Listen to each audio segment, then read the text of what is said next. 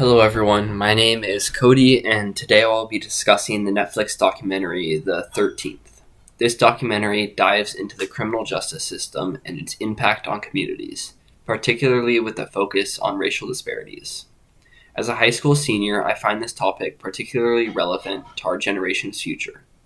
It's essential for us to understand the intricate challenges of our criminal justice system as we prepare for higher education and the responsibilities that come with it.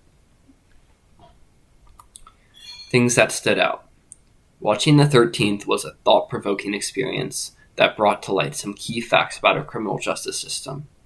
Here are some key takeaways from the documentary. First, it's shocking to learn that while the United States has only 5% of the world's population, it houses a staggering 25% of the world's prisoners. This makes it the nation with the highest incarceration rate globally. The United States has a staggering 5-fold higher incarceration rate than any other nation within the NATO alliance. The film also drew our attention to a fundamental aspect of the 13th Amendment. It grants freedom to all Americans, but within its text lies a critical loophole, allowing for the incarceration of criminals. During his time in office, President Obama became the first sitting president to visit a prison. Another unsettling fact is that many individuals, often out of fear, accept plea deals to avoid the harsh reality of prison. This speaks to the coercive nature of our justice system. The documentary highlights the lasting effects of incarceration. Once someone has served time, they often feel like second-class citizens, facing many barriers stopping their reintegration into society. The prison system also focuses primarily on punishment rather than rehabilitation. Lastly, the 13th emphasizes the disturbing truth that the criminal justice system tends to treat individuals differently based on financial means. Those who can afford bail have an advantage, while others find themselves trapped in a seemingly endless cycle of incarceration. Communities affected by the war on drugs. Now let's look into the impact of the war on drugs, as shown in the documentary. It's important to understand which communities were most affected and why this obsession with incarceration exists. The war on drugs was, in part, a deliberate effort to target specific communities, particularly African Americans. A startling quote by John Ehrlichman, a Nixon advisor, revealed the strategy. He stated that by associating hippies with marijuana and blacks with heroin, the administration aimed to disrupt these communities. This targeted approach resulted in a significant spike in prison populations, primarily due to minor offenses. As a consequence, many black individuals found themselves behind bars. The documentary also emphasizes the role of propaganda films, such as The Birth of a Nation, which depicted black people as subhuman and contributed to the resurgence of the KKK. Jim Crow laws further solidified systemic racism by enforcing racial segregation.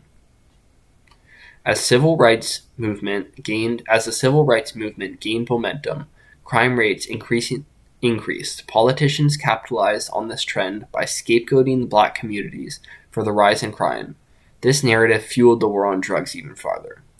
Notably, it was during the Nixon and Reagan administration that the war on drugs gained full momentum. The film underscores how crack cocaine was targeted at African American communities, and the sentencing disparities between crack and powdered cocaine were astonishing.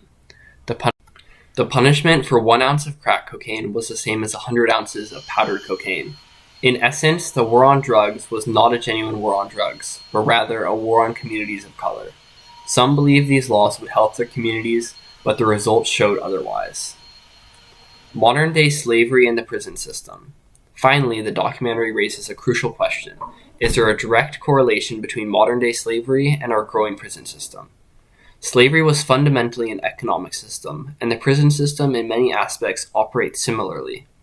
The comparison is eerie, especially when you consider that 1 in 3 black men will experience incarceration in their lifetime, compared to 1 in 17 white men. The role of organizations like ALEC, the American Legislative Exchange Council, in creating and promoting laws is evident. These laws benefit corporations and lawmakers, often generating profits and catering to shareholders' interests. For instance, Alec played a significant role in the development of laws such as 3 strikes and mandatory minimum sentencing, which have led detrimental consequences. Alec also pushed for legislation like SB 1070, which granted police the authority to stop anyone they deemed to be an immigrant. It directly benefited private prison companies like CCA, the Corrections Corporation of America. The financial incentives for corporations operating within prisons are indisputable. They often profit from services like ankle monitors and other products. The presence of corporations within the prison system is undeniable, and it leads us to question the ethics of a system that profits from incarceration. These elements suggest a link between modern-day slavery and the prison system, as profit often seems to be the driving force behind mass incarceration. In conclusion, 13th provides a compelling and eye-opening perspective on the criminal justice